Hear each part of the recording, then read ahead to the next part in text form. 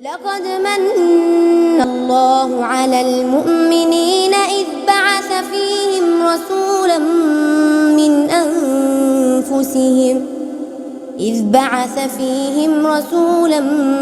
من أنفسهم يتلو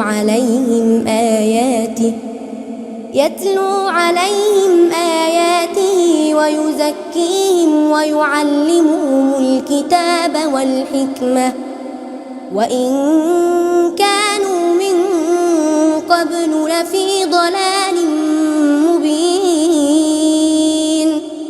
أولما أصابتكم مصيبة قد أصبتم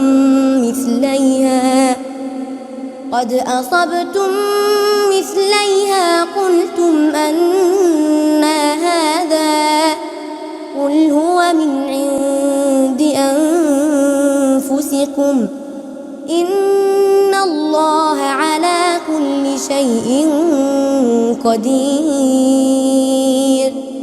وما أصابكم يوم التقى الجمعان فبإذن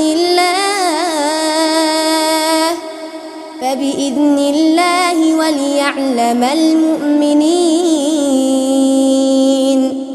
وليعلم الذين نافقوا.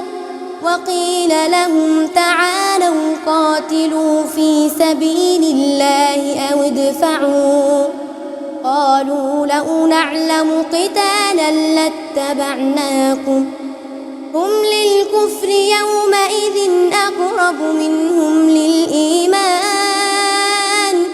يقولون بأفواههم ما ليس في قلوبهم والله أعلم بما يكتمون. الذين قالوا لإخوانهم وقعدوا لو أطاعونا ما قتلوا قل فادرءوا عن أنفسكم الموت إن كنتم صادقين.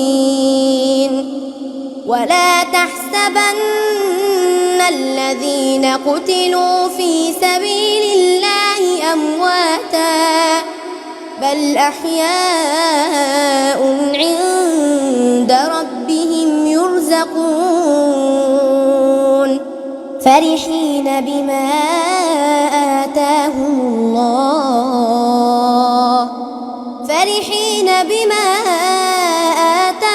الله من فضله ويستبشرون بالذين لم يلحقوا بهم من خلفهم ألا خوف عليهم ولا هم يحزنون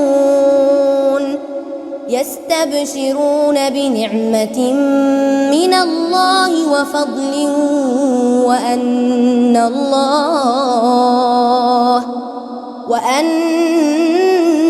الله لا يضيع أجر المؤمنين.